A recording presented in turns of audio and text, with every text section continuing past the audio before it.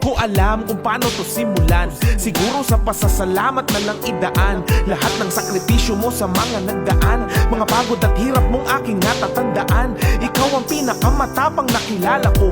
Nakatayo pa rin kahit ika'y binabato. Pinakamalakas na kinabibiliban ko. Kaya lahat ng gawin mo ay ginagaya ko. Nung nagkakilala tayo ay wala pa akong muwang. Di diretso maglakad kung mag-isip parang buwang. Napakakulit ko noon at basta alam ko lang protektado mo ko bawat oras na dumadaan. Habang tinititigan ka, gusto ko ganun ako. May mga nagsabi na nagmana daw ako sa'yo. Natuwa naman ako, nakamukha mo daw ako. Kasi lahat ng natutunan ko galing yun sa'yo.